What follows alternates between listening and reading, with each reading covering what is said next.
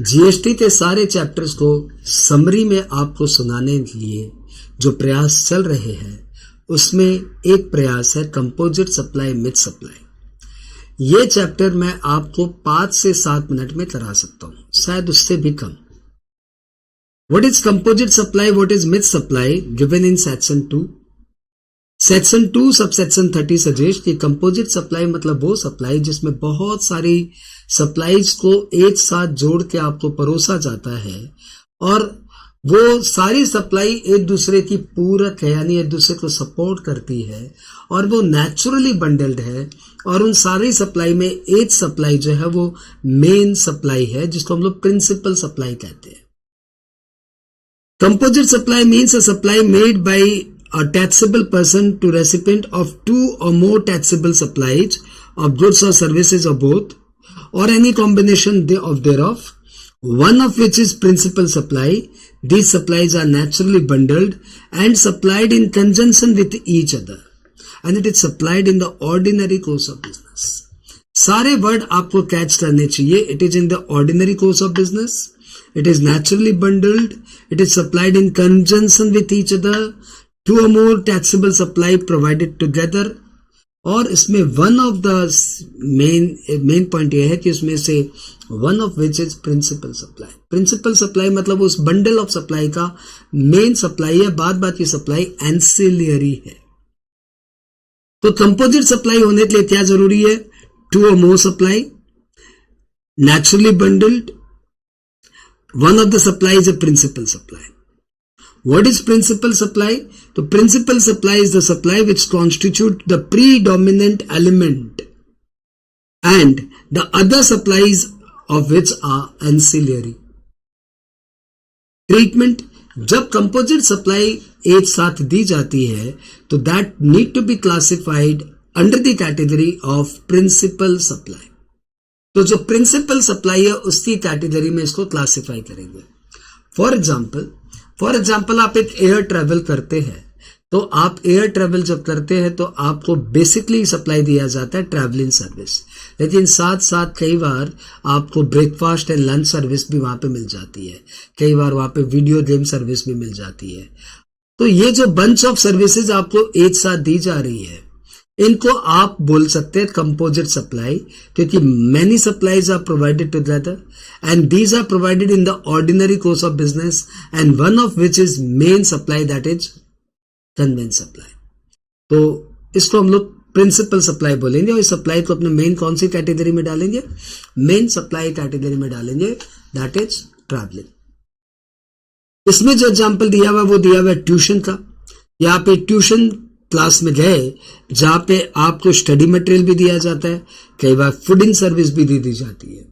तो एक tuition, food and किताबों का एक बंच आपको दिया जा रहा है, परंतु स्टूडेंट्स ना तो खाने के लिए वहां जा रहा है और न ही वहां किताबों के लिए जा रहा है, वो वहां पे ट्यूशन के लिए जा रहा है। तो यहाँ पे मेन कैटेगरी है, प्रिंसिपल सप्लाई है ट्यूशन, और उसको ट्यूशन कैटेगरी में ही क्लासिफाई करेंगे।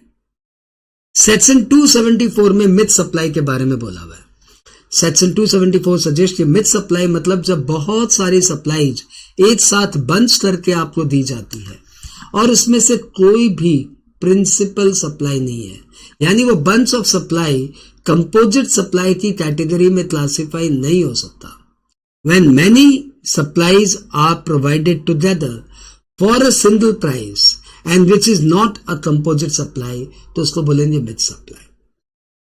2 or more individual supplies or combination thereof which are provided in conjunction with each other for a single price is a very key word।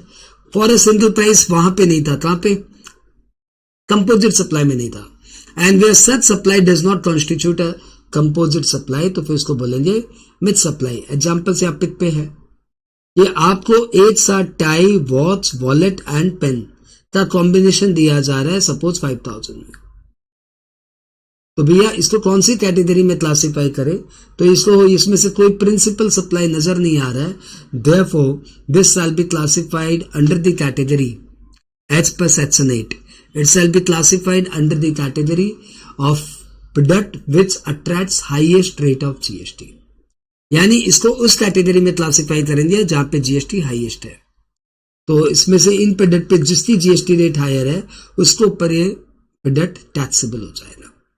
अब इस topic में, इस simple 5 minute के class के बाद इस टॉपिक में कुछ नहीं बनता, सिर्फ एग्जाम्पल्स बचते हैं। फटाफट एग्जाम्पल्स करो। बकेट विथ डिटर्जेंट, आप डिटर्जेंट के साथ बकेट लेते हो तो मेरी नजर में तो देखो ये थोड़ा सा अलग कैटेगरी में जा रहा है। मैं तो ये सोचता हूं कि डिटर्जेंट कितने रुपए की है, बकेट कितने रुपए की है, that will classify the matter. Suppose detergent 500 रुपए का, बकेट 20 रुपए की है, तो कोई 20 रुपए की बकेट के लिए डिटर्जेंट का डिसीजन थोड़ी चेंज करेगा। लेकिन आपके एग्जाम्स वाले इससे हमेशा unanimously, without any pros and cons, without any debate, हमेशा इसको मिथ्स कैटेगरी में क्लासिफाई करते हैं। तो आप भी यही करना, इसको हमेशा मिथ्स कैटेगरी में क्लासिफाई करना। मेरा व्यू ये है कि यदि कोई एक प्रोडक्ट के साथ दूसरा प्रोडक्ट फ्री जाता है तो मेन प्रोडक्ट की वैल्यू और फ्री प्रोडक्ट की वैल्यू देखने के बाद ही डिसाइड हो सकता है कि वो प्रिंसिपल सप्लाई है कि मिथ सप्लाई है। जैसे सपोज 500 रुपए डिटर्जेंट के साथ यदि 20 रुपए की कोई बकेट फ्री दी जा रही है तो 20 रुपए की बकेट के लिए कोई अपना डिसीजन चेंज नहीं करेगा। इसमें प्रिंसिपल सप्लाई डिटर्जेंट ही माना जाना चाहिए और ये कंपोजिट सप्लाई की कैटेगरी में जा सकता है। लेकिन यदि 500 रुपए के डिटर्जेंट के साथ 100 रुपए की बकेट दी जा रही है तो इट मैटर्स। तो पब्लिक सोचेगा कि यार 100 रुपए की बकेट मिल रही है, क्या करें। तो इसमें दोनों ही इंपॉर्टेंट फैक्टर हो जाते हैं। तो इसमें प्रिंसिपल सप्लाई मिसिंग है, इसलिए मिथ सप्लाई कैटेगरी में जाना चाहिए। But that is my view. आपके एग्जाम्स वाले इसको हमेशा मिथ सप्लाई ही मानते हैं, तो आप एग्जाम्स में बेझिझक इसको मिथ सप्लाई मान लेना। ट्रेन में यदि राजधानी में आपको खाने भी दिए जा रहे हैं, ट्रेन सर्विस के अलावा, कन्वेंस सर्विस के अलावा आपको फ्री मील दिया जा रहा है, तो भैया कोई खाना खाने के लिए राजधानी नहीं जा रहा है ना। यहाँ पे तो मेन सप्लाई क्या है, ट्रैवलिंग। तो this will be classified under the travelling service only. अगला एग्जांपल है purchase of machinery with installation. तो भैया इंस्टॉलेशन तो एंसिलियरी है, मेन क्या है, मेन तो मशीनरी है। तो this shall be treated as principal supply, और प्रिंसिपल सप्लाई में machine is the main supply, इसलिए मशीन की कैटेगरी में कंपोजिट सप्लाई क्लासिफाई होगी। लैपटॉप विद बैग, तो भैया लैपटॉप यदि कोई लेता है तो बैग तो उसका इंसिडेंटल पार्ट है। ये तो in conjunction with each other and these are naturally bundled. ये नेचुरली बंडल्ड है, इसलिए इसको लैपटॉप विद बैग को भी आप कंपोजिट सप्लाई मानेंगे और लैपटॉप कैटेगरी में क्लासिफाई करेंगे। Mumbai provides a 4 days 3 night package with breakfast. Hotel में आपको स्टे के साथ साथ कॉम्प्लीमेंट्री ब्रेकफास्ट मिल रहा है। तो भैया ये होटल में स्टे के साथ कॉम्प्लीमेंट्री ब्रेकफास्ट देना, ये नेचुरली बंडल्ड है, ऑर्डिनरी कोर्स ऑफ बिजनेस में जाता है। और इसमें जो मेन बात है ना वो है stay facility, hotel facility, hotel accommodation. Therefore this shall be classified as composite supply and categorise under the hotel category.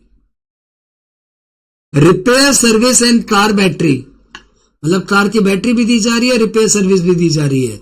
तो भैया इसमें दोनों ही इंपॉर्टेंट है, कार और रिपेयर दोनों ही इंपॉर्टेंट है। Therefore this should be treated as mixed supply, और जिसकी रेट ऑफ जीएसटी हायर है उस रेट में क्लासिफाई होगा। इस तरीके से कई सारे एग्जांपल्स बन सकते हैं। तो हमने आपको कई सारे एग्जांपल्स यहाँ पे करा दिए। आई होप ये 9 मिनट का वीडियो आपके काम आएगा।